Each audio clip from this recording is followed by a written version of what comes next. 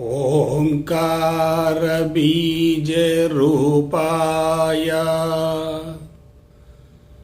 सर्वेशाय जगत्पते प्रथमाय नमस्तुभ्यं सत्यसाई गणाधिपा। ओम साईश्वराय विद्महे सत्यदेवाय धीमहि तन्नः सर्वा प्रचोदयात्। ओम शांति शांति शांति। हरिः ओम। श्री गुरुभ्यो नमः। हरिः ओम। जय गुरुदेव। ओम श्री साईराम। అనంత ప్రేమ స్వరూపులారా, నేను మీరు గురు సందేశంలో సంకల్ప సిద్ధి వ్రతం అనేటటువంటి అంశాన్ని గురించి తెలుసుకున్నారు. ఈరోజు పంచమార్గాలు అనేటటువంటి మరొక కీలకమైనటువంటి అంశాన్ని గురించి తెలుసుకోబోతున్నారు. వాస్తవానికి సిద్ధిని పొందటం అంటే ఏమిటి, సిద్ధులను పొందటం అంటే ఏమిటి, చనిపోయేంత వరకు ఆరోగ్యంగా ఉండటం, మానసిక ప్రశాంతతతో సంతృప్తితో జీవితాన్ని కొనసాగించటం, ఆనందాన్ని అనుభవిస్తూ ఉండటం, సంపూర్ణ స్వేచ్ఛతో జీవితాన్ని కొనసాగిస్తూ అదే రీతిలో జీవితాన్ని ముగించటమే సిద్ధి. అంటే మామూలు వ్యక్తుల కంటే ఉన్నత స్థాయిలో జీవితాన్ని కొనసాగించగలిగితే దాన్నే సిద్ధిని పొందటం అంటారు. మానవాళి యొక్క జీవన విధానాన్ని ఒకసారి పరిశీలించండి. ప్రతి ఒక్కళ్ళు కూడా సమస్యల సుడిగుండంలో పూర్తిగా ఇరుక్కుపోయారు. శారీరక ఆరోగ్యాన్ని కోల్పోతున్నారు. జీవితకాలం కుదించబడుతుంది, అసంతృప్తి పెరుగుతుంది, అశాంతి పెరుగుతుంది, జీవితం అన్ని విధాల సమస్యాత్మకంగా మారుతుంది. ఇటువంటి క్లిష్ట పరిస్థితుల నుండి బయటపడి జీవితాన్ని ప్రశాంతంగా, సంతృప్తిగా, ఆనందకరంగా జీవిస్తూ సంపూర్ణ స్వేచ్ఛతో జీవితాన్ని ముగించగలిగితే దాన్నే సిద్ధి పొందటం అంటారు. చాలామంది సిద్ధిని పొందటం అంటే వస్తువులను సృష్టించటం,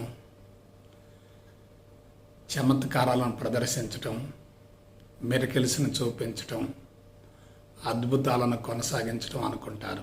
అది వాస్తవం కాదు. సిద్ధిని పొందటం అంటే జీవిత పరమార్థం నెరవేర్చుకోవటమే. జీవిత పరమార్థం నెరవేరిందంటే సిద్ధిని పొందినట్లే కదా. అయితే అటువంటి సిద్ధిని పొందటానికి మార్గం ఏమిటి, దాని గురించి శాస్త్రయుక్తంగా నిన్న మీరు తెలుసుకున్నారు. మరొకసారి సమీక్షించుకుందాం.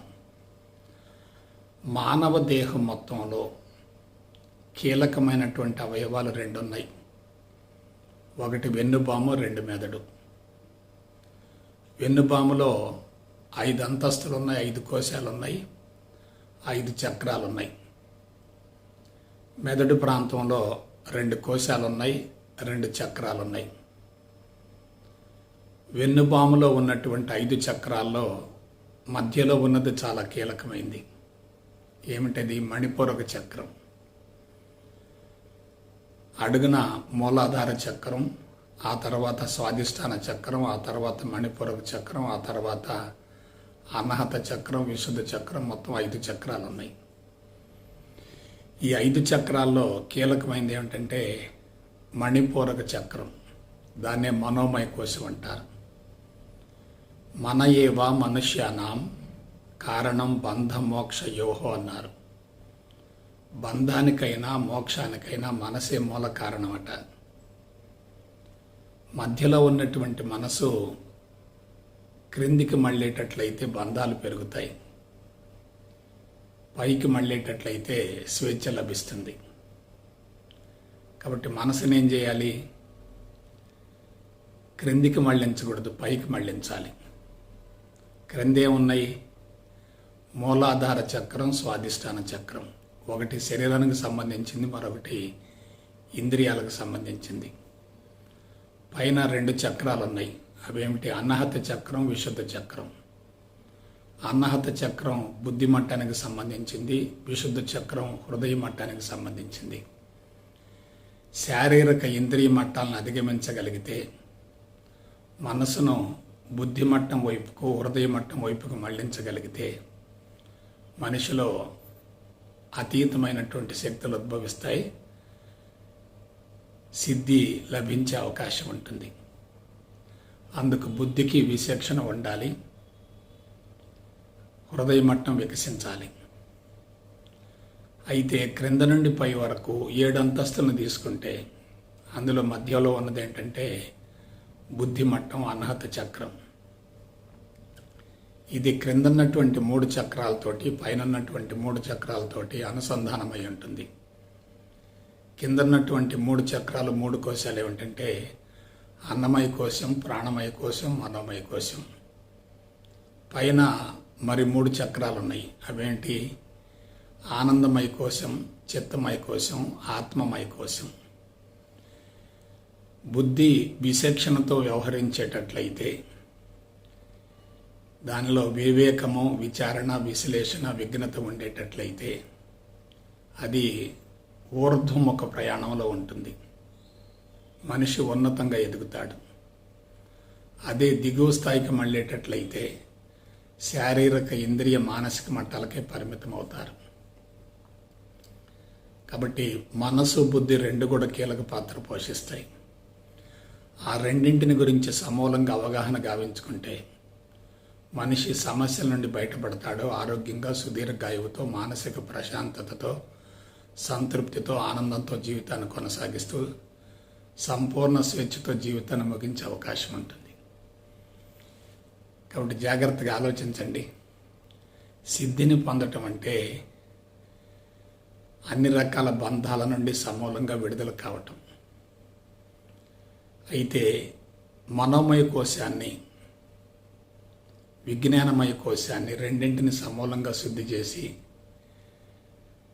ఊర్ధ్వముఖానికి మళ్ళీ మానవాతీత, అతీంద్రియ శక్తులను పొందుతూ సంపూర్ణ స్వేచ్ఛతో జీవితాన్ని ముగించాలంటే మనం పాటించవలసినటువంటి నియమాలు ఏమిటి? ఎటువంటి మార్గాన్ని అనుసరించాలి? దీని గురించి తెలుసుకుందాం. ఒకటి, అన్నింటికి మూల కారణం ఏంటంటే సమాచారమే. ఈ సమాచారం అనేది మనసు ద్వారా సేకరించబడుతుంది, బుద్ధి ద్వారా నిర్ణయించబడుతుంది, కర్మేంద్రియాల ద్వారా కర్మలు జరుగుతూ ఉంటాయి. కర్మలు జరిగే కొలది సంస్కారాల మోతాదు పెరుగుతూ ఉంటుంది. సంస్కారాల మోతాదు పెరుగుతూ ఉంటే మెదడు ప్రాంతంలో ఉన్నటువంటి చిత్తమయ కోశం కలుషితమవుతుంది. ఉత్తమ సంస్కారాలున్నా, చెడు సంస్కారాలున్నా అవి బంధాలే కదా. ఉత్తమ సంస్కారాలు అయితే బంగారు సంఖ్యలు, చెడు సంస్కారాలైతే ఇనుప సంఖ్యలు. 2 కూడా ఆనందంగా జీవించడానికి, సంపూర్ణ స్వేచ్ఛను పొందటానికి అవరోధాలు అవుతాయి. ఆధ్యాత్మిక రహస్యం అంతా ఇక్కడే దాగి ఉంది. అయితే చిత్తంలో ఉన్నటువంటి సమాచారం మొత్తం సమూలంగా కరిగిపోయిందనుకోండి, మెదడు పూర్తిగా శుద్ధి అవుతుంది. మెదడు పూర్తిగా శుద్ధి అయిందనుకోండి, శరీర అవయవాలు అద్భుతంగా పనిచేస్తాయి, సమర్థవంతంగా పనిచేస్తాయి. అవయవాలు సమర్థవంతంగా పనిచేసేటట్లయితే భౌతిక ఆరోగ్యాన్ని గురించి జీవితాంతం ఆలోచించవలసినటువంటి అవసరం ఉండదు. శరీరం ఆరోగ్యంగా ఉంటే సుదీర్ఘాయువుతో జీవితాన్ని కొనసాగిస్తాను అనేటటువంటి విశ్వాసంతో జీవితాన్ని కొనసాగిస్తూ ఉంటే మనిషిలో తప్పనిసరిగా ఉన్నత స్థాయి ఆలోచన విధానం ఉంటుంది, అంతరంగంలో సంతృప్తి ఉంటుంది, మానసిక ప్రశాంతత ఉంటుంది, ఆనందం ఉంటుంది, సంపూర్ణ స్వేచ్ఛతో జీవితాన్ని కొనసాగించే అవకాశం ఉంటుంది. అందులో ఎటువంటి సందేహం లేదు. కాబట్టి చిత్తమయ కోశం అనేది చాలా కీలకమైంది. దానిని శుద్ధి చేసుకోవటమే యోగాలో ఉన్నటువంటి కీలకమైనటువంటి అంశం.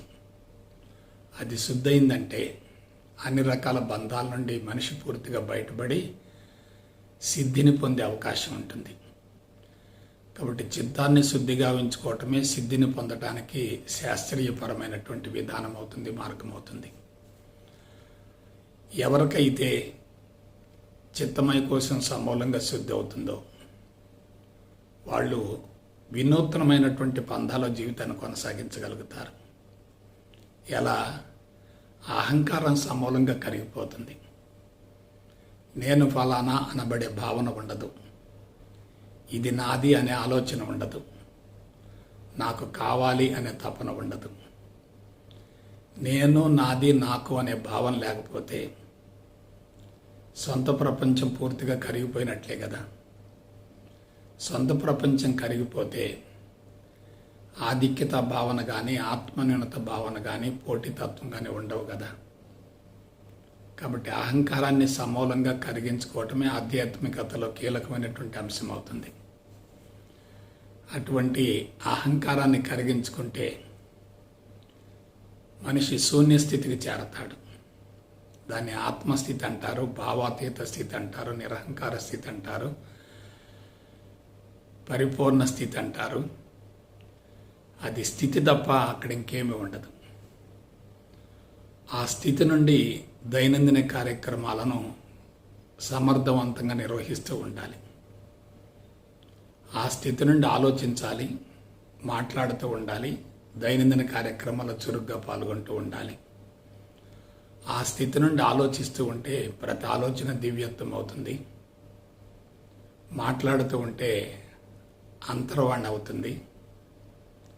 దైనందిన కార్యక్రమాల్లో పాల్గొంటూ ఉంటే అంతర్యామి అవుతుంది. అయితే ఆ స్థితికి చేరిన తర్వాత జీవన విధానం ఎలా ఉండాలి, ఎటువంటి మార్గాన్ని అనుసరించాలి?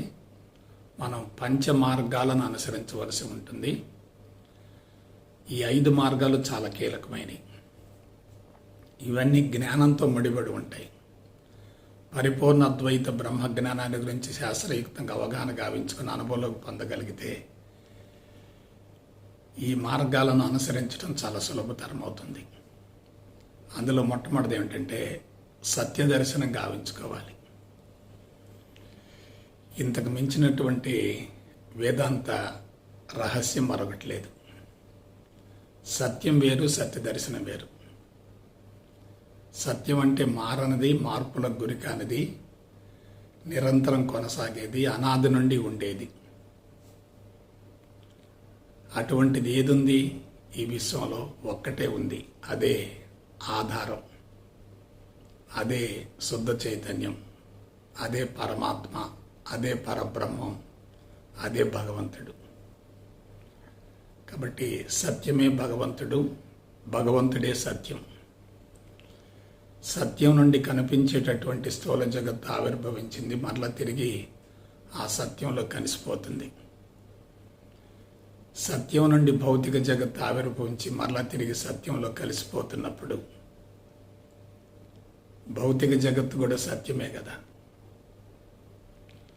అంటే శుద్ధ చైతన్యం నుండి కనిపించేటటువంటి చరాచర జగత్తు ఆవిర్భవించి మరలా తిరిగి శుద్ధ చైతన్యంలో కలిసిపోతున్నప్పుడు అంతా సత్యమే కదా, అంతా శుద్ధ చైతన్యమే కదా, అంతా ఏకత్వమే కదా. కాబట్టి సత్యం అంటే ఏమిటి? ఉన్నది ఏకత్వమే అని తెలుసుకొని దానిని గురించి శాస్త్రీయ పంథాల అవగాహన గావించుకోవటమే సత్యం అవుతుంది. వేదాలని సత్య దర్శనాలు అన్నారు, సత్యానికి ప్రతిరూపం అన్నారు. ఎందువలన? వేదాలన్నీ కూడా కనిపించని భగవంతుని కనిపించేటటువంటి స్థూల జగత్తులో దర్శించే విధంగా అందించబడ్డాయి. దాన్నే సత్య దర్శనం అన్నారు. సత్యానికి సత్య దర్శనానికి మధ్యన ఉన్నటువంటి వ్యత్యాసం ఏమిటి? సత్యం అంటే అక్కడ ఉన్నటువంటి వాస్తవ పరిస్థితి, సత్య దర్శనం అంటే దాన్ని అనుభవంలోకి పొందటం. ముందు సిద్ధాంతపరంగా తెలుసుకోవాలి, తర్వాత అనుభవంలోకి పొందాలి. కొంచెం జాగ్రత్తగా విశ్లేషించండి. ఉన్నది ఒక్కటే అనే భావన కలిగేటట్లయితే జీవితం ఎలా ఉంటుంది? మనకు కనిపించేటటువంటి రూపాలు కానీ, ఆకారాలు కానీ, వస్తువులు కానీ, పంచభూతాలు కానీ, వృక్షాలు కానీ, జంతువులు కానీ, సృష్టి స్థితి లయలు కానీ, మార్పులు కానీ, చేర్పులు కానీ, భౌతిక పరిణామం కానీ, జీవ పరిణామం కానీ, ఇదంతా కూడా ఒకే దాని యొక్క ఆధారంతో కొనసాగుతుంది. అదేమిటంటే భగవంతుడు, దాన్నే సత్యం అంటారు. కాబట్టి ఉన్నది ఒక్కటే, రెండు లేవు, రెండవది లేదు. మరొక మాటలో చెప్పాలంటే ఆత్మ కానిది, ఆత్మ లేనిది, ఆత్మకు భిన్నమైనది, వేరైనది, అతీతమైనది మరొకటి లేదు కదా. ఇది మామూలు స్థాయి వ్యక్తులకు అవగాహన కానే కాదు. ఎవరైతే పరిపూర్ణ అద్వైత బ్రహ్మజ్ఞానాన్ని గురించి శాస్త్రయుక్తంగా విశ్లేషించుకొని అనుభవంలోకి పొందగలుగుతారో వాళ్ళకు ఉన్నది ఒక్కటే, రెండు లేవు, రెండవది లేదు అనేటటువంటి విషయంలో స్పష్టత కలుగుతుంది. ఎప్పుడైతే రూపాలు, ఆకారాలు, రంగులు, మార్పులు, చేర్పులు, పంచభూతాలు, వృక్షాలు, జంతువులు, మానవులు వగైరా వగైరా అనుకుంటూ ప్రపంచాన్ని సమాచారం దృష్టిలో చూసేటట్లయితే సంస్కారాల మోతాదు పెరుగుతుంది. భౌతిక ప్రపంచానికి సంబంధించినటువంటి సమాచారం అంతా కూడా మాయకు ప్రతిరూపమే. ఎందువల్ల? భౌతిక ప్రపంచం అంతా మారుతూ ఉంటుంది. మారేది ఏది కూడా వాస్తవం కాదు కదా, మాయకు ప్రతిరూపమే కదా. సత్యదర్శనం అంటే ఏమిటి? మాయను లొంగ తీసుకోవటం, మాయను అధిగమించగలగటం, మాయను ఛేదించగలగటం. ఒక మాటలో చెప్పాలంటే మాయను కూడా భగవంతునిలో ఒక భావకంగా భావించగలగటం. కాబట్టి మాయను సత్యాన్ని ప్రాథమికంగా వేరు చేస్తాం, కానీ మాయ కూడా సత్యంలో ఒక భాగమే కదా. సత్య దర్శనం అంటే ఏమిటి? కనిపించేటటువంటి అనాత్మను, నడిపించేటటువంటి ఆత్మను రెండింటినీ ఒకటిగా భావించి ఉన్నది ఒక్కటే, రెండు లేవు, రెండవది లేదు అనేటటువంటి భావంతో దాన్ని అనుభవంలోకి పొందగలిగితే అదే సత్య దర్శనం అవుతుంది. సత్య దర్శనం అయిన తర్వాత సమాచారం మొత్తం కరిగిపోతుంది. సమాచారం కరిగిపోయిందంటే చిత్తం సమూలంగా శుద్ధి అవుతుంది.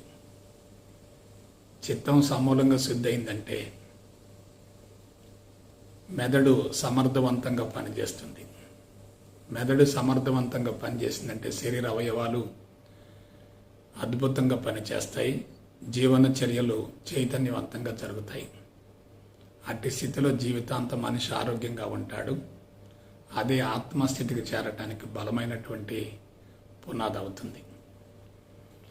కాబట్టి మనం సిద్ధులను పొందటానికి, సిద్ధి పొందటానికి అనుసరించవలసినటువంటి మొట్టమొదటి మార్గం ఏమిటంటే సత్యదర్శనం గావించుకోవటం. అయితే సత్యదర్శనం గావించుకున్నప్పటికీ మనం భౌతిక ప్రపంచంలో జీవిస్తున్నాం కాబట్టి రూపాలు, రంగులు, ఆకారాలు, మార్పులు, చేర్పులు ఇవన్నీ కూడా తప్పనిసరిగా ఉంటాయి. అంతరంగంలో ఏకత్వం ఉండాలి. లౌకిక జీవితంలో భిన్నత్వాన్ని అనుభవిస్తూ ఉండాలి. కాబట్టి భిన్నత్వం కూడా ఏకత్వంలో ఒక భాగమే అనేటటువంటి భావనతో జీవితాన్ని కొనసాగించేటట్లయితే భౌతిక ప్రపంచం ఇరుక్కుపోయే ప్రసక్తే లేదు. ఇక రెండవది, ఇది చాలా కీలకమైంది, ధర్మబద్ధంగా జీవించాలి. ధర్మము ధర్మము ధర్మము, ధర్మమే వజయితే అన్నారు. ధర్మో రక్షతి రక్షిత అన్నారు. ధర్మాన్ని మనం కాపాడితే ధర్మం మనల్ని కాపాడుతుందట. ధర్మం అంటే ఏమిటి? ప్రకృతే ధర్మం. విశ్వం అంతా కూడా ధర్మానికి ప్రతిరూపమే. అటువంటి ప్రకృతికి అనుగుణంగా జీవించటమే ధర్మబద్ధమైన జీవన విధానం అవుతుంది. కాబట్టి ప్రకృతికి విరుద్ధంగా జీవిస్తే ధర్మాన్ని కాలరాచినట్లే. ధర్మం లేని చోట దివ్యత్వానికి అవకాశమే ఉండదు. మానవ జీవన విధానాన్ని మీరు జాగ్రత్తగా పరిశీలించండి. మానవుడు ప్రతి అంశంలో కూడా, ప్రతి విషయంలో కూడా ప్రకృతికి విరుద్ధంగా జీవిస్తున్నాడు. ప్రకృతి సూత్రాలను కాలరాస్తున్నాడు. ప్రకృతికి వ్యతిరేకంగా జీవిస్తున్నాడు. ప్రకృతిని అమ్ముకుంటూ కొనుక్కుంటున్నాడు. ప్రకృతి మీద వ్యాపారం చేస్తున్నాడు. ప్రకృతిని సర్వనాశనం చేస్తున్నాడు. ప్రకృతిని పదార్థంగా భావించి వెలకట్టి అమ్ముకుంటూ కొనుక్కుంటున్నాడు. ఇక మనిషికి ఆరోగ్యం ఎక్కడి నుంచి వస్తుంది? సుదీర్ఘాయువు ఎలా ఉంటుంది? ప్రశాంతత ఎందుకు ఉంటుంది? సంతృప్తి ఎందుకు ఉంటుంది? ఆనందం ఏ కోశాన లభించే ప్రసక్తే లేదు. మనిషి ప్రకృతికి అనుగుణంగా జీవిస్తున్నప్పుడు అంతరంగంలో మార్పులు జరుగుతాయి. ప్రకృతికి విరుద్ధంగా జీవిస్తున్నప్పుడు అంతరంగంలో మార్పులు జరగవు, శరీరం బలహీనపడుతుంది. ప్రకృతిని మార్చటం కాదు, ప్రకృతికి అనుగుణంగా మన జీవితాన్ని మార్చుకోవాలి. ఎవరికైతే సత్య దర్శనం అవుతుందో వాళ్ళు తప్పనిసరిగా ధర్మబద్ధమైన జీవన విధానాన్ని కొనసాగిస్తారు. సత్యానికి ధర్మానికి మధ్య అవినాభావ సంబంధం ఉంటుంది. సత్యము ఆధారం అనుకుంటే ధర్మం ఆధేయం అవుతుంది. ప్రకృతి అంతా ధర్మానికి ప్రతిరూపం అవుతుంది. మరొక విషయం, ఎవరికైతే సత్య దర్శనం అవుతుందో వాళ్ళ ప్రజ్ఞ అనంతంగా విస్తరిస్తుంది కదా. వాళ్ళలో సత్యం ఉంటుంది, సామరస్యం ఉంటుంది, సమన్వయం ఉంటుంది, సహజీవనం ఉంటుంది, సహకారం ఉంటుంది, సహాయం ఉంటుంది, సమత్వం ఉంటుంది, సమతుల్యం ఉంటుంది, సాత్వికత ఉంటుంది, సమదృష్టి ఉంటుంది, అంతిమంగా సహజత్వం కూడా ఉంటుంది. కాబట్టి సత్యం అనేటటువంటిది ఆధారం అయితే ధర్మం అనేది ఆధేయం అవుతుంది. సత్యాన్ని ధర్మాన్ని రెండింటిని వేరు చేసే అవకాశమే లేదు. ఒకదానితో మరొక అవినాభావ సంబంధాన్ని కలిగి ఉంటాయి. రెండు విడరాని సంబంధాన్ని కలిగి ఉంటాయి. మనిషి తెలివి మేధా సంపత్తి ద్వారా ఒంటరి జీవితానికి స్వస్తి పలికి సామూహిక సంఘజీవనానికి అలవాటు పడి ప్రకృతిలోకి వెళ్ళటం మర్చిపోయి ప్రకృతిని తనకు అనుకూలంగా ఉపయోగించుకునే విధంగా జీవన విధానాన్ని మలుచుకొని సుఖవంతమైన సులభతరమైన జీవితానికి అలవాటు పడి ఆస్తి హక్కును, సంపద హక్కును, సంపాదన హక్కును ఏర్పరచుకొని వనరులను అవసరానికి మించి సేకరించుకుంటూ జీవితాన్ని పూర్తిగా బలహీనపరుచుకుంటున్నాడు. కాబట్టి జాగ్రత్తగా విశ్లేషించండి. ధర్మబద్ధమైన జీవన విధానం ఉండాలి. ధర్మమే వజయతే, ధర్మో రక్షతి రక్షిత. ధర్మం ఉన్న చోట దివ్యత్వం ఉంటుంది.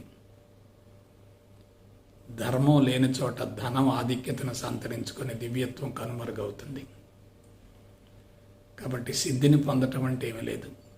సత్యాన్ని ధర్మాన్ని రెండింటినీ సమన్వయం చేసుకొని జీవితానికి అన్వయించుకోవటమే. ఇక మూడవది, ఇది ఇంకా చాలా కీలకమైంది. మొదటిది సత్యం, రెండవది ధర్మం. ఇక మూడవది ఏంటి? మనిషి తప్పనిసరిగా క్రమశిక్షణగా జీవించగలగాలి, బాధ్యతగా జీవించగలగాలి. బాధ్యతగా జీవించే వ్యక్తి పొరపాటును కూడా తప్పు చేయడు. బాధ్యతను విస్మరించేటటువంటి వ్యక్తి తప్పులు చేస్తూ ఉంటాడు. బాధ్యతగా జీవించే వ్యక్తి కష్టపడి పనిచేస్తాడు, ధర్మాన్ని ఆచరిస్తూ ఉంటాడు, సత్యాన్ని అనుసరిస్తూ ఉంటాడు. Without responsibility there is no spirituality. బాధ్యతగా జీవించే వ్యక్తి ఎవరి చేత చెప్పించుకోడు, నిరంతరం కష్టించి పనిచేస్తూ ఉంటాడు. కష్టం ద్వారానే తన జీవితాన్ని కొనసాగిస్తూ ఉంటాడు. కష్టపడి పనిచేసి ఆర్థిక వనరులు సమకూర్చుకొని కుటుంబాన్ని పోషించేటట్లయితే అతని జీవితమే సాధనగా మారుతుంది. బాధ్యతగా జీవించే వ్యక్తి ఏ తప్పు చేయడు. తప్పు చేస్తున్న వ్యక్తులను తప్పనిసరిగా సంస్కరిస్తాడు.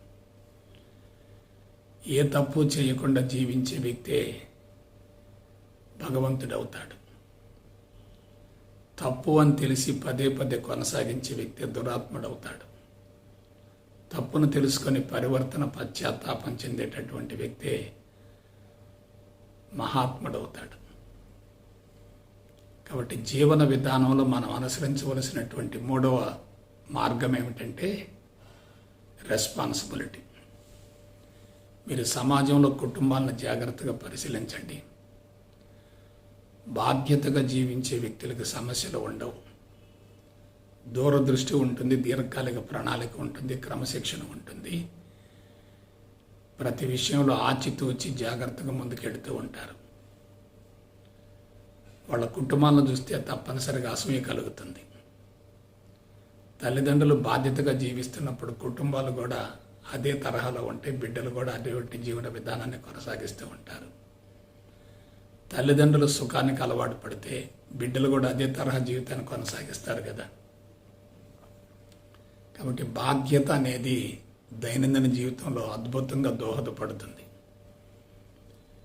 పరిమితమైన బాధ్యత కానీ మితిమీరిన బాధ్యత కానీ బాధ్యత రాహిత్యం అవుతుంది. పరిమితమైనటువంటి బాధ్యత వలన అహంకారం బలోపేతం అవుతుంది. మితిమీరినటువంటి బాధ్యత వలన ఇతరుల విషయాలు అనవసరంగా జోక్యం చేసుకుని వివాదాలను సృష్టించుకునే అవకాశం ఉంటుంది. కాబట్టి మూడవది బాధ్యత. ఇది కుటుంబాలకు తప్పనిసరిగా వర్తిస్తుంది. మొట్టమొదటిది సత్యం, తర్వాత ధర్మం, ఆ తర్వాత బాధ్యత. ధర్మాన్ని గురించి ఎప్పుడు తెలుసుకోవాలి? విద్యార్థి దశలోనే తెలుసుకోవాలి. ధర్మబద్ధమైన జీవన విధానాన్ని గురించి ముందు తెలుసుకునేటట్లయితే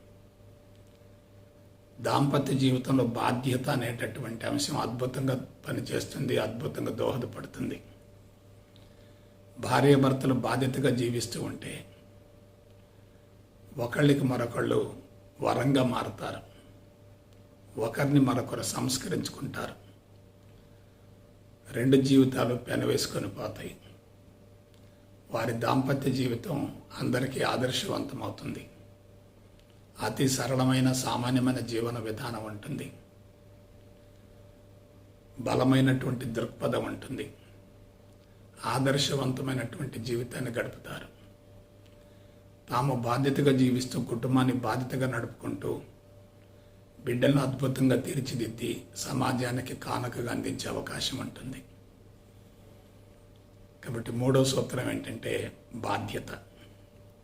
ఇక నాలుగవది శీలం. Character is very very important. ఒక మహానుభావుడు చెప్తాడు, when wealth is lost nothing is lost, when health is lost something is lost, but when character is lost everything is lost. డబ్బు పోతే పెద్దగా నష్టం ఉండదట. ఆరోగ్యం పోతే మాత్రం ఎంతో కొంత మేరకు జీవితం గాడి తప్పుతుంది. కానీ శీల సంపద పోయేటట్లయితే జీవితం సమూలంగా కుప్పగొలిపోద్ది.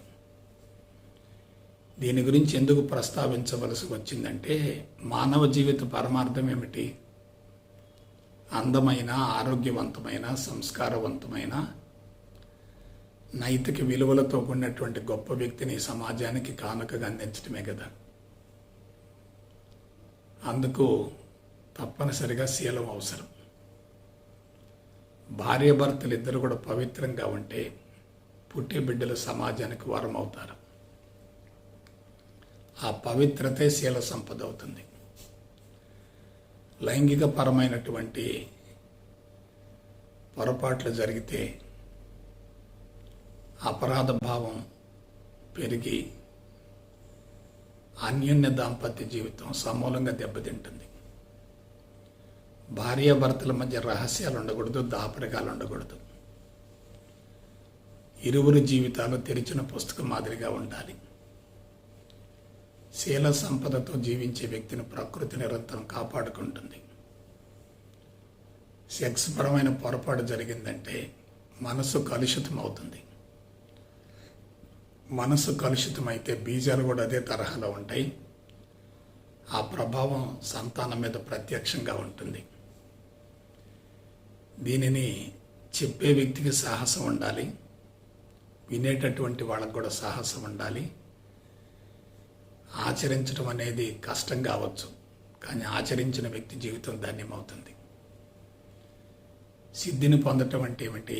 అందరూ చేసే పని మనం చేస్తే ప్రత్యేకత ఏముంది?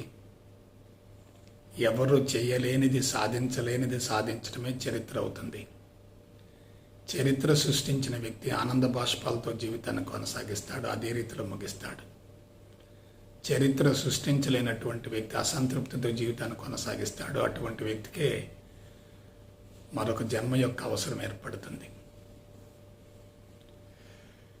శీల సంపద ఉన్నటువంటి వ్యక్తులు సమాజంలో జ్యోతులు అవుతారు. వారు సమాజానికి ఆదర్శవంతమవుతారు. వాళ్ళందరూ సమాజం నేర్చుకోవాల్సింది ఎంతో ఉంటుంది. మరొకటి, బీజాలు పవిత్రంగా ఉంటేనే పటిష్టమైన సంతానం ఉత్పన్నమయ్యే అవకాశం ఉంటుంది. బీజాలు బలహీనంగా ఉండేటట్లయితే సంతానం బలహీనంగా ఉంటుంది. మనసు చంచలంగా ఉండటానికి మూల కారణం శీల సంపద లేకపోవటమే. మనసు పవిత్రంగా ఉందనుకోండి, మనిషి జీవితం అదే తరహాలో కొనసాగుతుంది. భార్యాభర్తల మధ్య పవిత్రత ఉంటే విశ్వాసం పెరుగుతుంది. ఒకళ్ళ పట్ల మరొకరి గౌరవం పెరుగుతుంది. ఒకరి మాటకు మరొకరు విలువనిస్తారు. ఇద్దరు బాధ్యతగా జీవిస్తారు. కన్నీరు పన్నీరు కలిసి పంచుకుంటారు. వారిరువురు సరస్వతి బ్రహ్మగా, లక్ష్మీనారాయణల మాదిరిగా, పార్వతీ పరమేశ్వర్లుగా దాంపత్య జీవితాన్ని కొనసాగిస్తారు. అటువంటి జీవితాన్ని కొనసాగించే వాళ్ళు ఎటువంటి సంతానాన్ని సమాజానికి కానుక అందిస్తారో ఒకసారి అంచనా వేయండి. కాబట్టి జీవన విధానంలో ఎప్పుడైతే పవిత్రత ఉంటుందో, శీలం ఉంటుందో, ఆ వ్యక్తి సమాజం చే తప్పనిసరిగా గౌరవించబడతాడు. ఆ వ్యక్తి మాటలకు అందరూ కూడా విలువనిస్తారు. అందువల్ల శీల సంపదన గురించి ఎంత చెప్పినా తక్కువే. శీలం పోయిన తర్వాత మనిషి జీవితం ఎలా ఉంటుందో ఒకసారి ఊహించుకోండి. భార్యాభర్తల మధ్య అనుమానాలు కానీ, అపార్థాలు కానీ, పేచీలు కానీ, పంచాయతీలు కానీ ఉత్పన్నమవుతున్నాయంటే అందుకు మూల కారణం శీలం లేకపోవటమే కదా. కాబట్టి ఉత్తమ సంస్కారాలు ఎప్పుడైతే అంతరంగంలో ఉంటాయో ఆ వ్యక్తి తప్పు చేయడు. తప్పు చేసే సందర్భాలు ఎదురైనప్పటికీ నిగ్రహాన్ని పాటించగలుగుతాడు. ఇంద్రియ నిగ్రహం ఉన్నటువంటి వ్యక్తి ప్రపంచంలో ఏమైనా చేయగలుగుతాడు.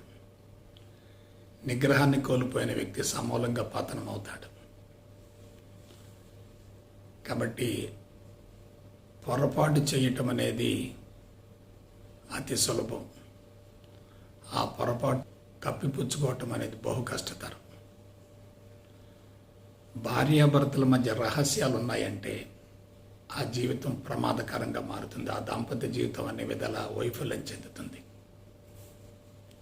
అందువల్ల పొరపాటును కూడా రహస్యాలు అనేవి భార్యాభర్తల మధ్య ఉండకూడదు. ఇద్దరి మధ్య లైంగిక పరమైన ప్రేరణ కలగాలంటే ఒకళ్ళ పట్ల మరొకళ్ళకి తప్పనిసరిగా ప్రేమ ఉండాలి.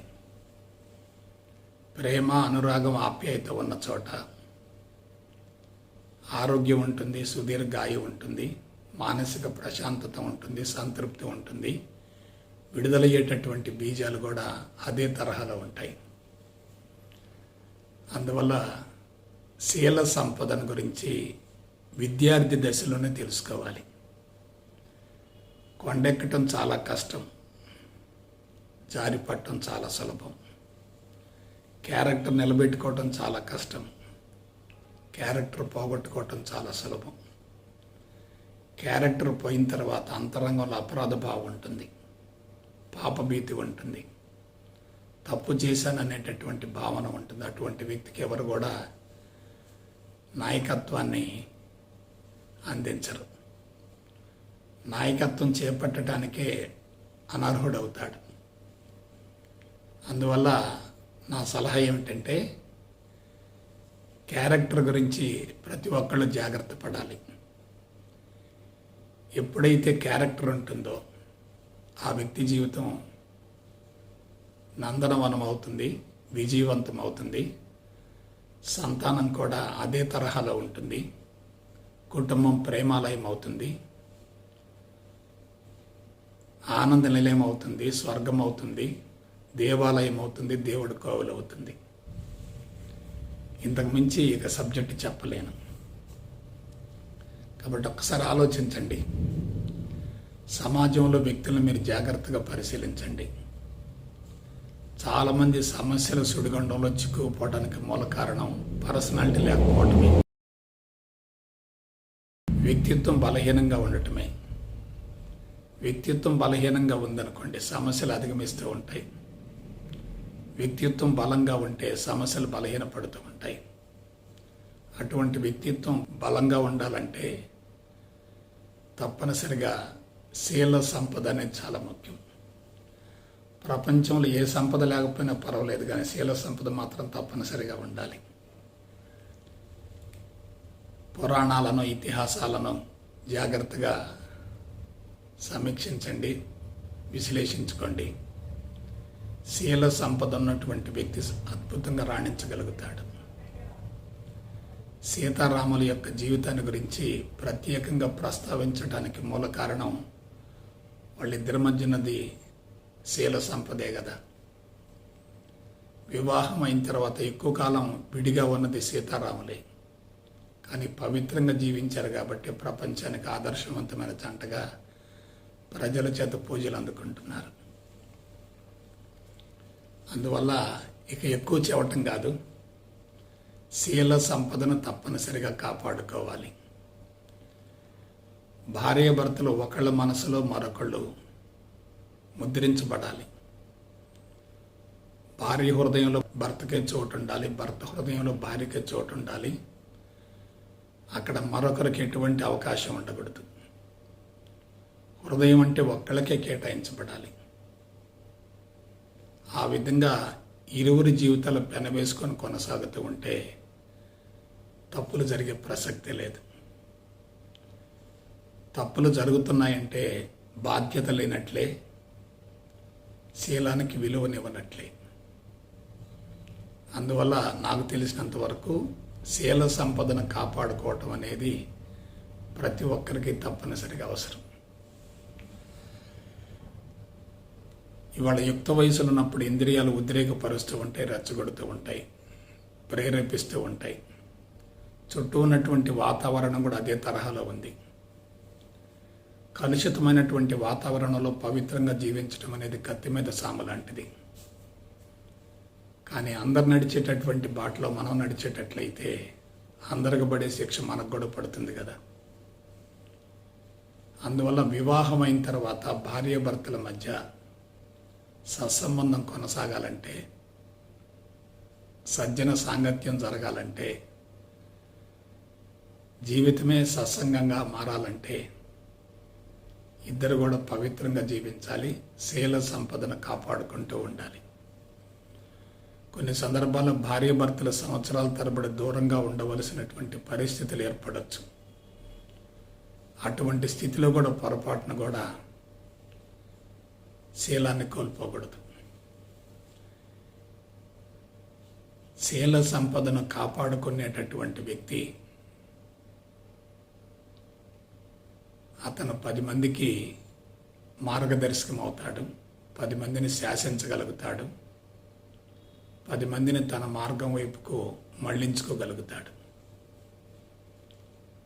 ఇది చాలా కీలకమైనటువంటి అంశం. ఇక చిట్ట చివరిది 5వ మార్గం, ఇదేమిటంటే నైతిక విలువలు. ఇవాళ సమాజాన్ని మీరు జాగ్రత్తగా పరిశీలించండి. విలువలు దిగజారిపోతూ ఉన్నాయి. ఆర్థిక వనరుల ఆధిక్యతను సంతరించుకుంటున్నాయి. ఆత్మీయతలు కరువు అవుతున్నాయి. ఆత్మీయతలు కరువు అవుతున్నప్పుడు, ఆర్థిక వనరుల ఆధిక్యతను సంతరించుకుంటున్నప్పుడు సమాజంలో హింసలు, దౌర్జన్యాలు, మోసాలు, హత్యలు, మానభంగాలు, అనేక రకాల హింసాత్మకమైనటువంటి ఘటనలు చోటు చేసుకుంటూ ఉంటాయి. అటువంటి స్థితిలో సమాజం నైతిక విలువలకు తిలోదకాలు ఇచ్చేటట్లయితే దాన్ని కంట్రోల్ చేయటం చాలా కష్టమవుతుంది. నియంత్రించడం చాలా కష్టమవుతుంది. నైతిక విలువలతో జీవించేటటువంటి వ్యక్తి ఎవరికీ శిరస్సు వంచవలసినటువంటి అవసరం లేదు. కఠోరంగా సాధన చేయవలసిన అవసరం కూడా లేదు. జీవితమే సాధనగా మారుతుంది. ఇక ప్రత్యేకంగా సాధన యొక్క అవసరమే ఉండదు. నైతిక విలువల వల్ల సమాజం ఉన్నతంగా రాణిస్తుంది. నైతిక విలువలు లేనటువంటి సమాజం ప్రమాదకరంగా మారుతుంది. అందుకే చెప్తూ ఉంటారు, politics without principles, education without character, commerce without morality, science without humanity, useless and more dangerous అన్నారు. నిబద్ధత లేనటువంటి రాజకీయాలు, శీల సంపదను పెంపొందించలేనటువంటి విద్య, నైతికత లేని వ్యాపారాత్మకత, మానవత్వం లేనటువంటి శాస్త్రీయత అతి ప్రమాదకరం మరియు నిరుపయోగం అన్నారు. ఎందుకు ఇటువంటి ప్రిన్సిపల్స్ని మనం తెలుసుకోవాలంటే, నైతిక విలువలతో జీవించేటటువంటి వ్యక్తి జీవితాంతం ఆరోగ్యంగా ఉంటాడు. శరీరంలో ఎటువంటి రుగ్మతలు ఉండవు, ఉండే అవకాశం కూడా లేదు. ఆరోగ్యం అనేది కొనుక్కుంటే వచ్చేది కాదు, డబ్బు ద్వారా లభించేది కాదు. డబ్బు ద్వారా మనం మందులు కొనొచ్చు కానీ ఆరోగ్యాన్ని కొనలేము. డబ్బు ద్వారా మందమైనటువంటి పరుపులు కొనగలుగుతాం కానీ నిద్ర పట్టదు. నిద్రను కొనుక్కుంటే వచ్చేది కాదు. అలాగే నైతిక విలువలు ఉన్నటువంటి వ్యక్తి ప్రపంచంలో ఎక్కడైనా రాణిస్తాడు. అటువంటి వ్యక్తులు చనిపోయిన తర్వాత చరిత్ర పుటల్లో చిరస్థాయిగా నిలిచిపోతారు. వాళ్ళని గురించి భావితరాలు తెలుసుకోవడానికి వీలుగా పాఠ్య ప్రణాళికలలో వాళ్ళ జీవిత చరిత్రలు లిఖించబడతాయి. కొంతమంది ఆశయాల కోసం జీవిస్తూ ఉంటారు, కొంతమంది సమాజం కోసం పరితపిస్తూ ఉంటారు, కొంతమంది సేవా తత్పరతతో జీవిస్తూ ఉంటారు, కొంతమంది క్లిష్టమైనటువంటి పరిస్థితుల్లో నాయకత్వాన్ని చేపట్టి సమస్యను సునాయాసంగా పరిష్కరించగలుగుతారు. వీటన్నిటికీ మూలం ఏంటంటే ఆ వ్యక్తుల నైతిక విలువలు ఉండటమే. ఖరీదైన జీవితం ముఖ్యం కాదు, విలువైన జీవితం చాలా ముఖ్యం. Everybody is thinking about cost and forgetting about values. అందరూ కూడా ఆర్థిక వనరులతో కూడినటువంటి జీవితాన్ని కొనసాగిస్తే అవి ముఖ్యం అనుకుంటున్నారు. ఆర్థిక వనరులు ముఖ్యం అనుకున్న చోట నైతిక విలువలకు అవకాశమే లేదు కదా. కాబట్టి మానవ జీవితాన్ని జాగ్రత్తగా విశ్లేషించుకునేటట్లయితే ప్రస్తుతం నైతిక విలువలు పూర్తిగా దిగజారిపోయాయి. ఎవరైతే నైతిక విలువలకు ప్రాధాన్యతనిస్తూ జీవితాన్ని సరైనటువంటి పందాలోనికి మళ్లించుకోగలుగుతారో వాళ్ళు తప్పనిసరిగా నాయకత్వం చేపట్టే అవకాశం ఉంటుంది. సమాజం వాళ్ళని గౌరవిస్తూ ఉంటుంది, వాళ్ళని అనుసరిస్తూ ఉంటుంది, వాళ్ళ మాటకు విలువనిస్తూ ఉంటుంది. కాబట్టి జాగ్రత్తగా విశ్లేషించండి. సిద్ధి పొందటం ఎట్లా? అది ఆకస్మికంగా లభించేది కాదు, ఎవరో ఇచ్చేది కాదు, బజార్లో కొనుక్కునేది కాదు, కఠోర సాధన వలన లభించేది కూడా అంతకన్నా కాదు. ఈ సత్యం చాలామందికి తెలియట్లేదు. కఠోర సాధనల వలన మనసు ఇంకా కలుషితం అవుతుంది. అదే పంచమార్గాలను అనుసరిస్తూ ఉంటే జీవితమే సాధనగా మారుతుంది కదా. ఇక ప్రత్యేకంగా సాధన యొక్క అవసరం ఏమంటుంది? కాబట్టి సాధన సాధన సాధన అంటూ గదులకే పరిమితం కాకూడదు. లౌకిక జీవితాన్ని నియమబద్ధంగా కొనసాగించగలిగితే అదే ఆధ్యాత్మికంగా రూపాంతరం చెందుతుంది కదా. లౌకిక జీవితం అస్తవ్యస్తంగా ఉంటే ఆధ్యాత్మికత పేరుతో, సాధన పేరుతో కళ్ళు మూసుకొని గంటల తరబడి కూర్చోవటం వల్ల అంతరంగం ఇంకా కలుషితం అవుతుంది తప్ప శుద్ధి అయ్యే అవకాశమే లేదు కదా. మనకు వచ్చేటటువంటి ఆలోచనలు అన్నీ కూడా శరీరంలో ఉన్నటువంటి ప్రాణశక్తి యొక్క మోతాదును బట్టి విడుదలవుతూ ఉంటాయి. మనిషికి విశ్వవ్యాప్త భావన ఉంటే అనంతమైనటువంటి ప్రాణశక్తి ద్వారా ఉత్పన్నమయ్యేటటువంటి ఆలోచనలు కూడా అనంతంగా ఉంటాయి. అందువల్ల ప్రాణశక్తి పుష్కలంగా ఉండాలంటే జీవన విధానం పవిత్రంగా ఉండాలి. జీవితం అనేది తెరిచిన పుస్తకం మాదిరిగా ఉండాలి. జీవితం కొన్ని వందల వేల లక్షల మందికి మార్గదర్శనం కావాలి. చనిపోయిన తర్వాత కూడా చరిత్ర పుటల్లో చిరస్థాయిగా నిలిచిపోయే విధంగా జీవన విధానాన్ని మలుచుకొని ముందుకు సాగగలగాలి. అటువంటి వ్యక్తులు సమాజంలో కలిగితురాళ్ళు అవుతారు. కాబట్టి ఒకసారి జాగ్రత్తగా విశ్లేషించుకోండి. సత్య దర్శనం, రెండవది ధర్మబద్ధమైన జీవన విధానం, 3 బాధ్యతగా జీవించటం, 4 శీల సంపదను కాపాడుకోవటం, 5 నైతిక విలువలతో జీవితాన్ని కొనసాగించటం. ఒక్కసారి కళ్ళు మూసుకొని ఈ 5 సూత్రాలను మననం చేసుకొని ఆ విధంగా జీవితాన్ని కొనసాగించగలిగితే మనిషి సిద్ధిని పొందినట్లే కదా. సిద్ధి అంటే ఏమిటి? మానవాతీత శక్తి, అతీంద్రియ శక్తి. అది అందరికీ సాధ్యం కాదు. అలాగే ఈ పంచ మార్గాలను అనుసరించడం కూడా అందరికీ సాధ్యం కాదు. ఎవరైతే జీవితాన్ని గురించి ఉన్నత స్థాయిలో ఆలోచిస్తారో వాళ్ళకు మాత్రమే ఇది సాధ్యమవుతుంది. మరొక మాటలో చెప్పాలంటే బుద్ధి మట్టం, హృదయ మట్టం, ఆ తర్వాత చిత్తమయ కోశం, ఈ 3 చక్రాల పరిధులలో, ఈ 3 కోశాల పరిధులలో జీవించేవాడు మాత్రమే ఇటువంటి మార్గాలను అనుసరించగలుగుతారు. ఇవి పంచ మార్గాలు. చేతికి 5 వ్రేళ్ళు ఉంటాయి, అలాగే ఇవి కూడా 5 మార్గాలు. 5 మార్గాలను కలిసి సంయుక్తంగా అనుభవించగలిగితే జీవితం అద్భుతంగా రాణిస్తుంది. కాబట్టి సిద్ధిని పొందటం అంటే, సంకల్పాలను నెరవేర్చుకోవటం అంటే, చమత్కారాలను ప్రదర్శించడం అంటే, అద్భుతాలను ప్రదర్శించడం అంటే, మిరకిల్స్ను చూపించటం అంటే, ప్రకృతికి విరుద్ధమైనటువంటి వస్తువులను సృష్టించి జనాన్ని ఆకర్షించడం కాదు. మన అంతరంగంలో ఇటువంటి ఉన్నతమైనటువంటి జీవన విధానం ఉంటే అందరూ ఆకర్షింపబడతారు కదా, అందరినీ ఆకర్షించవచ్చు కదా. కాబట్టి అందరిలో ఉన్నతంగా జీవించాలంటే అంతరంగంలో ఉన్నతమైనటువంటి జీవన విధానం ఉండాలి కదా.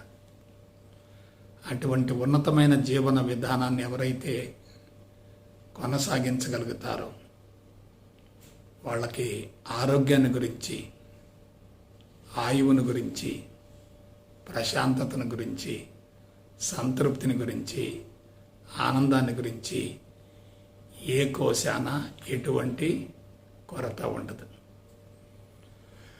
ఆనందంగా జీవించే వ్యక్తి సిద్ధిని పొందినట్లే కదా. ఆనందాన్ని కోల్పోయిన తర్వాత జీవితం పూర్తిగా వృధా అవుతుంది కదా. కాబట్టి భూమండలం మొత్తంలో అత్యంత విశిష్టమైన వ్యక్తి మానవుడే, అత్యంత ప్రమాదకారి కూడా మానవుడే. ఉన్నతంగా ఎదిగితే విశిష్టమైన వ్యక్తి అవుతాడు, దిగజారితే ప్రమాదకారిగా మారతాడు. ప్రమాదకరమైన జీవితాన్ని కొనసాగించేటట్లయితే అన్ని రకాల సమస్యల సుడిగుండంలో ఇరుక్కొని అతి హేయమైన స్థితిలో జీవితాన్ని బలవంతంగా ముగించవలసిన పరిస్థితి ఏర్పడుతుంది. జీవుడు బయటికి వెళుతూ ఘోషిస్తూ ఉంటాడు, బాధపడుతూ ఉంటాడు. మిగిలిపోయినటువంటి సంస్కారాలను కరిగించుకోవటం కోసం, నెరవేర్చుకోవటం కోసం, శరీరాల కోసం వెతుకుతూ ఉంటాడు, అన్వేషిస్తూ ఉంటాడు. శరీరాలు లభించకపోతే నరక యాతనను అనుభవిస్తూ ఉంటాడు.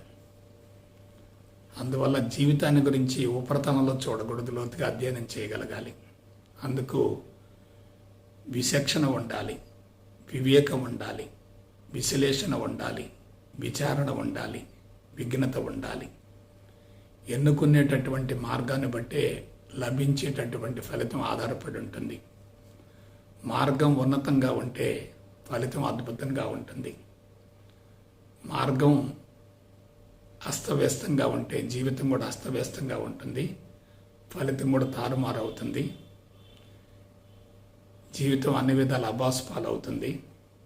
అవమాన భారంతో కృంగిపోవలసి వస్తుంది, బలవంతంగా జీవితాన్ని ముగించవలసి వస్తుంది, అందరికీ మానసికంగా దూరం కావలసి వస్తుంది. జీవితం అన్ని విధాల అభాసుపాలవుతుంది.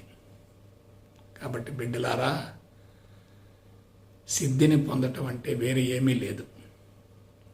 ప్రజలను ఆకర్షించాలి, ప్రజల చేత పూజలు అందుకునే స్థాయికి ఎదగాలి. అందుకు మార్గం ఏమిటి? మనలో సిద్ధులు ఉండాలి. ఏమిటా సిద్ధులు? సత్యదర్శనం, ధర్మబద్ధమైన జీవన విధానం, బాధ్యతాయుతమైనటువంటి జీవితం, శీల సంపద, నైతిక విలువలు. ఈ పంచమార్గాలే పంచశీల సిద్ధాంతాలు అవుతాయి. వీటిని అనుసరించినటువంటి వ్యక్తి జీవితం అన్ని విధాల ఉన్నతంగా ఉంటుంది. కాబట్టి అటువంటి తరహా జీవితం కోసం మీరందరూ కూడా తప్పనిసరిగా చక్కటి వ్యూహరచనతో ముందుకెళ్తారని మనసా వాచ కర్మణ కోరుకుంటూ సెలవు తీసుకుంటా. జై గురుదేవ్, జై గురుదేవ్, జై గురుదేవ్.